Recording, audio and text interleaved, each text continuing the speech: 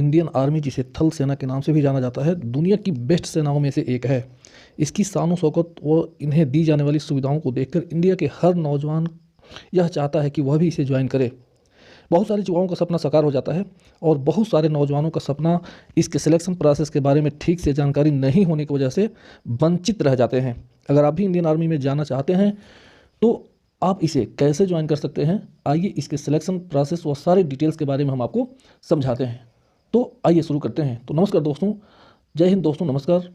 मैं हूं मुन्ना तिवारी और आपका हमारे यूट्यूब चैनल जॉब एंड जोश में आपका स्वागत है।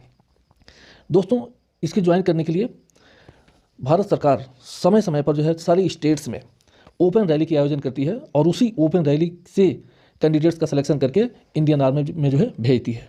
तो आइए जानते हैं इसके सिलेक्शन प्रोसेस क्या है, इसके क्वालिफिकेशंस क्या हैं और इसके सिलेक्शन के क्राइटेरिया क्या है। दोस्तों, सबसे पहले हम जानते हैं कि इंडियन इसकी नागरिकता क्या, नेशनलिटी क्या होना चाहिए। कोई भी इंडियन नौजवान जो इंडिया का नागरिक है वह इसे ज्वाइन कर सकता है, लेकिन किसी किसी केस में नेपाली व भूटान के लोगों को भी कैंडिडेट को ही इसमें ज्वाइन करने का मौका दिया जाता है। दोस्तों, इसके जो सिलेक्शन प्रोसेस है, इसमें जो एजुकेशनल क्वालिफिकेशन है इसके लिए वह मिनिमम 10th पास है। मिनिमम 10th पास होना चाहिए और वो भी मिनिमम 45% का मार्क उसका एग्रीगेट 45% का मार्क उसका होना चाहिए और सारे सब्जेक्ट में उसका 33% मार्क का होना जरूरी है। मतलब वह व्यक्ति किसी भी विषय में उसे गेस मार्क नहीं मिलना चाहिए। मतलब अगर किसी भी सब्जेक्ट में उसका 33 नंबर से अगर कम है, मतलब 33% से अगर कम है, तो वह व्यक्ति इंडियन आर्मी के फॉर्म को अप्लाई नहीं कर सकता है। तो कहने का मतलब है कि 10th पास होना चाहिए, लेकिन एग्रीगेट जो मार्क है उसका टोटल मार्क मिला करके जो उसका परसेंटेज है वो 45 होना चाहिए और किसी भी सब्जेक्ट में 33% से कम मार्क उसका नहीं होना चाहिए। एज की बात अगर हम करें तो जो उसकी एज है उसके 17.5 वर्ष से लेकर के 21 वर्ष के बीच होना चाहिए। और ये जीडी के लिए बात की जा रही है कि जीडी जो जनरल ड्यूटी वाले होते हैं वह 17.5 वर्ष से लेकर के और 21 वर्ष के बीच उसका एज होना चाहिए। इसके लिए जो हाइट की जो रखा गया है वह जैसे अलग अलग स्टेट्स के लिए हाइट अलग अलग है। जैसे अगर हम बात करें अब उत्तर प्रदेश, बिहार, पंजाब, हरियाणा, चंडीगढ़, दिल्ली, राजस्थान, वेस्टर्न उत्तर प्रदेश और जो आगरा डिवीजन में आते हैं, इनके लिए जो हाइट है वो 170 सेंटीमीटर और इनका जो वेट होना चाहिए वो 50 kg, मिनिमम 50 kg, इनका 50 kg का वेट इनका कम से कम होना चाहिए। और इनका जो चेस्ट होना चाहिए वह 77 सेंटीमीटर होना चाहिए। और ये 77 के बाद इनकी जो हाइट में जो चेस्ट में जो एक्सपेंशन है वह 5 सेंटीमीटर का एक्सपेंशन होना जरूरी है। 5 सेंटीमीटर का मतलब सीने में फुलाव बहुत ज़रूरी है। अगर आप सीने को 5 सेंटीमीटर नहीं फुलाते हैं तो आपको बाहर कर दिया जाएगा, आप डिसक्वालीफाई घोषित कर दिए जाएंगे।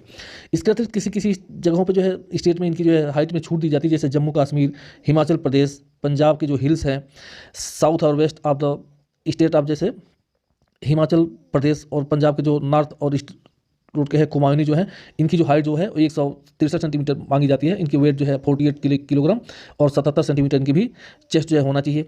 उसी तरह से अगर सिक्किम, नागालैंड, अरुणाचल प्रदेश, मणिपुर, त्रिपुरा, मिजोरम, मेघालय की अगर बात करें तो इनके लिए जो हाइट होता है वह 160 सेंटीमीटर होता है।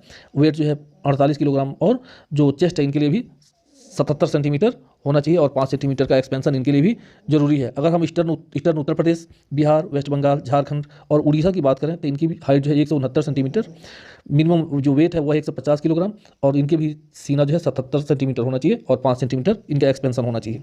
वहीं अगर हम मध्य प्रदेश, छत्तीसगढ़, गुजरात, महाराष्ट्र, दादर नगर हवेली, दमन और दीव की बात करें तो इनके लिए जो हाइट है वह 168 सेंटीमीटर होना चाहिए और वेट इनका 48 किलोग्राम और जो चेस्ट है इनका 77 सेंटीमीटर होना चाहिए और 5 सेंटीमीटर का एक्सपेंशन इनके लिए जरूरी है। वही अगर हम आंध्र प्रदेश, कर्नाटका, तमिलनाडु, केरला, गोवा और पुडुचेरी की अगर हम बात करें तो इनके लिए जो हाइट का जो क्राइटेरिया रखा गया है वह 166 सेंटीमीटर इनकी हाइट होना चाहिए। जो वेट है वह 50 किलोग्राम होना चाहिए और इनकी भी जो चेस्ट है वो 77 सेंटीमीटर होना चाहिए और 5 सेंटीमीटर का एक्सपेंशन इनके भी सीने में की जरूरी होता है। तो ये रही हाइट और चेस्ट की अलग अलग स्टेट की अलग अलग क्राइटेरिया इनके लिए रखी गई है। और इसमें और जो इनका फिजिकल टेस्ट होता है, अगर फिजिकल टेस्ट की बात हम करें तो इनकी जो फिजिकल टेस्ट होती है वो उसमें जो रेस होता है वो 1600 मीटर की रेस उनकी होती है। 1600 मीटर की रेस होती है जिसे 1 मील कहते हैं हम। 1 माइल की जो रेस होती है इनके लिए होती है, जिसे क्वालिफाई करना होता है और एक ही चांस इनको मिलता है। ये जो इसमें 1600 मीटर की जो रेस होती है इनमें अगर ये टाइम जो दिया जाता है अगर ये 5 मिनट और 30 सेकंड में अगर रेस को पूरा कर लेते हैं तो इसके लिए इन्हें 60 मार्क दिया जाता है, मतलब 60 अंक दिया जाता है। मतलब 1600 मीटर की दूरी अगर इसने 5 मिनट और 30 सेकंड में अगर पूरा कर लेते हैं तो आपको 60 मार्क दिया जाता है। वहीं अगर ये 1600 मीटर की दूरी अगर आप 5 मिनट 31 सेकंड से लेकर के 5 मिनट 45 सेकंड के बीच में करते हैं तो उसके लिए आपको 48 मार्क जो है दिए जाते हैं।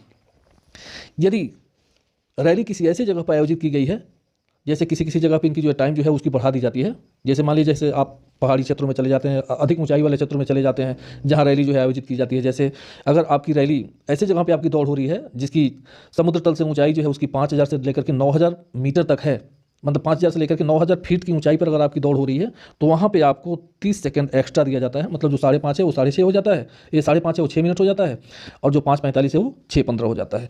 इसके अतिरिक्त अगर आपकी दौड़ ऐसी जगह पे है जिसकी ऊंचाई जो है 9000 से लेकर 12000 फीट की ऊंचाई पर अगर आपकी दौड़ होती है तो उस केस में आपको 120 सेकंड एक्स्ट्रा दिए जाते हैं। मतलब 5.5 से लेकर के की जगह पे आपको 7.5 मिनट जो है आपको दिए जाते हैं। इसके अतिरिक्त जो दूसरा ये तो जो है, उसके अतिरिक्त दूसरा जो इसके फिजिकल जो टेस्ट होता है उसमें जो पुल अप होता है, पुल अप्स होते हैं जिसको आप बीम के नाम से जानते हैं। इसमें बीम के लिए जो है अलग अलग इसके क्राइटेरिया है। अगर 10 पुल अप आप करते हैं, पुल्स अप अगर 10 बीम खींचते हैं तो आपको 40 मार्क दिए जाते हैं। अगर 9 बीम आप खींचते हैं, पुल अप्स लगाते हैं तो आपके उसके लिए 33 मार्क दिया जाता है। मतलब अगर 10 करते हैं तो 10 के लिए आपको 40 मार्क दिए जाएंगे। अगर 9 करते हैं तो इसके लिए 33 दिए जाएंगे। अगर आप 8 करते हैं तो इसके लिए आपको 27 अंक दिए जाएंगे। अगर आप 6 करते हैं तो आपको जो है 16 मार्क दिए जाएंगे। अगर 6 करते हैं तो 16 मार्क दिए जाएंगे। अगर 6 से कम करते हैं तो आपको डिसक्वालीफाई घोषित कर दिया जाएगा, मतलब आपको उसी समय बाहर कर दिया जाएगा। आप आगे के प्रोसेस में आप तैयार नहीं रह सकते हैं, आपके आगे के प्रोसेस में आपको नहीं बढ़ाया जा सकता है। इसके अतिरिक्त जो है अगले जो इसके बाद जो होता है वह होता है जंप होता है। जो जंप जो होता है वो 9 फीट का होता है, मतलब 9 फीट आपको जंप करना होता है। और ये जंप इसमें अक्सर जो है 3 चांस दिए जाते हैं, लेकिन किसी किसी केस में 1 चांस भी दिया जाता है। तो अक्सर ये जो जंप होता है वो 9 फीट की होती है। तो ज़्यादातर बच्चे जो है फर्स्ट अटैम्प्ट में ही इसको क्वालिफाई कर जाते हैं, और ये केवल क्वालिफाइंग होता है, इसके लिए कोई नंबर नहीं जो है दी जाती है। दूसरा जो है जिग जैग बैलेंस पर आपको चलना होता है। ऐसे रास्ते उसमें जो है कुछ जो काट के रखे हुए बने हुए दफ्ती पर होता है जिस पर आपको जो टेढ़े मेढ़े रास्तों पर चलना पड़ता है आपको बैलेंस को बना करके। तो जिग जैग बैलेंस पर आपको चलना होता है, वो बहुत दूर नहीं होता है, लगभग 10 से 20 मीटर की दूरी पर आपको चलना पड़ता है। और ये भी केवल क्वालिफाइंग होता है, इसमें भी आपकी इसके लिए कोई मार्क जो है आपको नहीं दिए जाते हैं। ये सारे होने के बाद से तब जो है आपका मेडिकल टेस्ट लिया जाता है, और उसी ग्राउंड पर जहाँ रैली होती है वहीं पे जो है आपकी मेडिकल टेस्ट ली जाती है। मेडिकल टेस्ट कैसे होता है इसके लिए हम एक अलग से वीडियो आपके लिए बनाएंगे कि सारी डिटेल्स मेडिकल जो है कैसे बनता है। और मैं जब गया था 1996 के बैच में तो मेरा मेडिकल कैसे हुआ था मैं आपको सारी चीज़ें मैं डिटेल में बताऊँगा। उसके बाद रिटन टेस्ट होता है, उस रिटन टेस्ट को कहते हैं CCE common entrance examination. Written test जिसे CCE कॉमन एंट्रेंस एग्जामिनेशन के नाम से जाना जाता है। यह जो एग्ज़ाम होता है वह मेडिकल टेस्ट के लगभग 21 से लेकर के 30 दिनों के बाद होता है। मतलब जिस दिन आप मेडिकल फिट हो जाएंगे, जो बच्चे स्टूडेंट मेडिकल फिट हो जाते हैं उनका एग्ज़ाम होता है 21 से 30 दिन के भीतर उनका एग्ज़ाम होता है। और जो कैंडिडेट मेडिकल नहीं फिट होते हैं, कहीं किसी कारण से उनको मेडिकल में अनफिट किया जाता है, तो उनके लिए 14 दिन का मौका दिया जाता है। आप 14 दिन के अंदर आपको जो है भेजा जाता है मिलिट्री के जो हॉस्पिटल होते हैं वहाँ पे, आप वहाँ जा करके अपना री मेडिकल करा सकते हैं। अगर वहाँ आप फिट हो जाते हैं तो अपना जो फिट सर्टिफिकेट है वो ले आकर के भर्ती बोर्ड को दे सकते हैं, और फिर आपका जो है एग्ज़ाम होता है। तो इसके लिए जब अगर अनफिट कोई कैंडिडेट होता है तो 14 दिन का चांस उसको दिया जाता है, और उस केस में वह अपना मेडिकल फिट करा करके दे सकता है। तो ये जो एग्ज़ाम होता है मेडिकल टेस्ट के 21 से 30 दिन का मौका जो है स्टूडेंट को दिया जाता है, कैंडिडेट को, वो जो है अपनी तैयारी कर ले, और जो मेडिकल अनफिट होते हैं उनको रिव्यू कराने के लिए, दोबारा मेडिकल कराने के लिए टाइम दिया जाता है। और चूँकि ये जो सोल्जर GD के जो एग्ज़ाम होता है उसे NER एग्ज़ाम के नाम से भी जाना जाता है, और ये एग्ज़ाम महीने के चौथे संडे को लिया जाता है। हर महीने के मतलब मार्च, सितंबर और दिसंबर को छोड़ करके हर महीने के चौथे संडे को लिया जाता है। एग्ज़ाम का जो पैटर्न होता है, वो एग्ज़ाम जो होता है वो ऑब्जेक्टिव टाइप का इसमें क्वेश्चंस होते हैं, जिसमें जो पेपर का जो मोड होता है, मतलब जो लैंग्वेज होती है वो हिंदी और इंग्लिश दोनों में होता है। हिंदी भी होता है और इंग्लिश भी होता है, आप जिसमें चाहे उसमें एग्जाम दे सकते हैं। तो आपको समझने के लिए हिंदी और इंग्लिश दोनों जो है दिया जाता है। और इसमें सबसे बड़ी बात है कि इसमें निगेटिव मार्किंग होती है। अगर आपका एक क्वेश्चन गलत हो जाता है तो -5 मार्क्स आपके, -0.5 मार्क्स जो है आपके कट जाते हैं। मतलब -5 अंक, मतलब आधे अंक का माइनस मार्किंग इसमें होती है। और एक जो क्वेश्चन होता है वो 2 मार्क का होता है। एक क्वेश्चन जो है 2 मार्क्स का, और उसमें आधे अंक का जो है माइनस मार्किंग होती है। अगर मान लीजिए आपने 4 क्वेश्चन किया तो आपको 8 मार्क मिलेंगे, अगर आपने 4 क्वेश्चन गलत किया तो आपके 2 मार्क कट जाते हैं। तो नेगेटिव मार्किंग का इसमें प्रावधान है। टोटल जो क्वेश्चंस आते हैं वो 50 क्वेश्चंस आते हैं, और वो 50 क्वेश्चन जो होते हैं वो 100 मार्क्स के होते हैं, और जो टाइम आपको दिया जाता है वो 60 मिनट होता है। 60 मिनट में जो है 50 क्वेश्चंस आपको करने होते हैं। और इसके लिए जो क्वालिफाइंग मार्क्स है, कम से कम आपको एग्जाम में 32 मार्क्स आपको जो है प्राप्त करने होते हैं।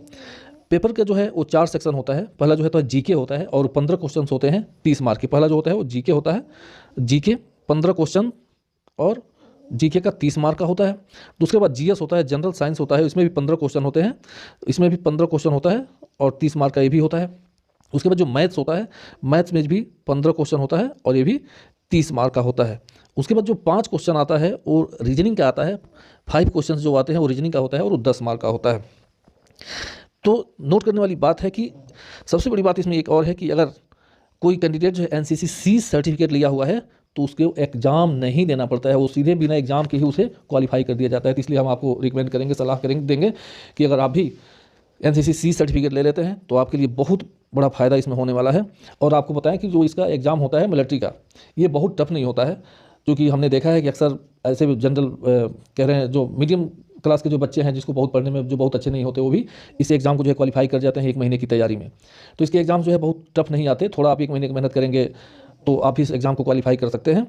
तो आज के वीडियो आपको कैसा लगा? मेरी शुभकामनाएं आपके साथ है, आप भी इंडियन आर्मी को ज्वाइन करें, क्योंकि इसमें बहुत अच्छी सुविधाएं दी जाती हैं। हम इसकी सुविधा के बारे में, इसके सैलरी के बारे में मैं फिर एक वीडियो बनाऊंगा और बताऊंगा इसमें क्या क्या सुविधाएं मिलती हैं, अन्य जो अर्धसैनिक बल हैं इनसे कैसे ये भिन्न है। तो अगर आपको वीडियो अच्छा लगा हो तो आप इसे ज़रूर सब्सक्राइब करिए, हमारे चैनल को लाइक करिए, शेयर करिए। तो चलते चलते जय हिंद, जय भारत, जहाँ रहिए स्वस्थ रहिए और